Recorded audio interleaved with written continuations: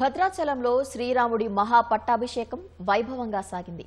పరిపాలనా దక్షతతో సుభిక్ష రాజ్యాన్ని నెలకొల్పిన రాఘవోత్తముడిని భక్తజనం కొనియాడే ఉత్సవం ఆద్యంతం అట్టహాసంగా సాగింది. వేద మంత్రోచ్చరణలు, జయ జయ ధ్వానాలు మార్మోగుతుండగా సింహాసనాన్ని అధిష్ఠించిన లోకాభిరాముడు భక్తకోటికి నేనున్నానంటూ కొండంత అభయమిచ్చాడు.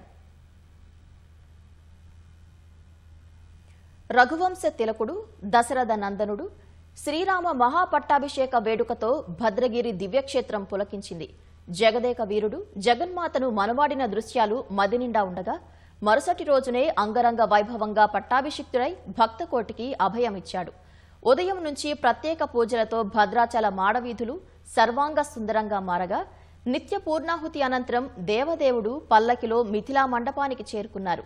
శ్రీరామ నామస్మరణతో మిథిలా మండపం మార్మోగుతున్న వేళ సాగిన పట్టాభిషేక వేడుక ఆద్యంతం భక్తుల మదిని దోచింది.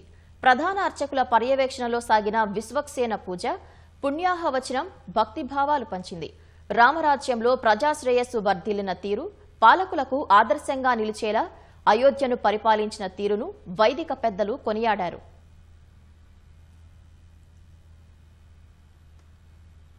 నీరజాక్షి సీతమ్మతో కలిసి స్వామివారు రాజాధిరాజుగా సాక్షాత్కరించారు. భక్తరామదాసు తయారు చేయించిన ఆభరణాల విశిష్టతను వివరిస్తూ స్వామికి అలంకరించిన తీరు భక్తులకు పరమానందాన్ని కలిగించింది.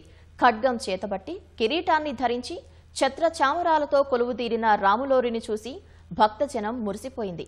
వేద మంత్రోచ్చరణ మారుమోగుతుండగా సింహాసనాన్ని అధిష్ఠించిన రామచంద్రుడు భక్తకోటికి కొండంత అభయమిచ్చాడు. తస్మిన్ విశ్వక్సేనమావాహ్య ఓం విశ్వక్సేనాయ విద్మహే వరాయై విద్మహే సర్వసిద్ధ్యై చ ధీమహి శ్రీభూ సఖ్యై చ ధీమహి నమః ఇది అనంతమావాహ్య.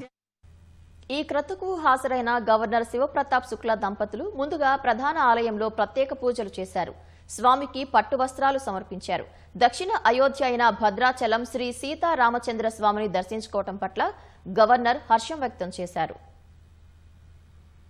బంగారు ఖడ్గాన్ని స్వామివారికి సమర్పించారు.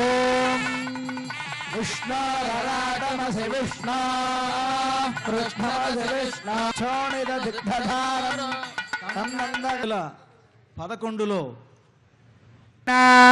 భగవతే శ్రీమన్నాథ ఓం రాజాధిరాజ గౌతమో విజయస్తథా బ్రాహ్మణై సహ అభ్యషించన్ లేనటువంటి సీతమ్మ వారి మెడలో వేశాడు రామచంద్రమూర్తి. వేగానే సీతమ్మ అది చూడండి, తర్వాత చెప్పుకుందాం.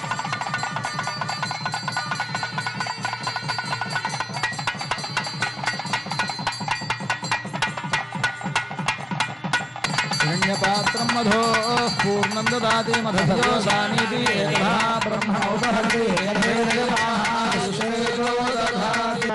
అంటే ఈ ప్రధానమైనటువంటిది ముద్రిక గారు పట్టాభిషేకానికి విచ్చేశారు. దంపతి ఎదురుగా అందరూ సేవాపరాహ అష్టదిక్పాలకులైన ఆ రామచంద్రమూర్తి యొక్క సన్నిధానంలో సేవ చేయాలి అనేటువంటి అన్నమాట. కృషానుడు అంటే అగ్నిదేవుడు, ధర్మరాజు, వీళ్ళందరూ కూడా దిక్పాలకులు.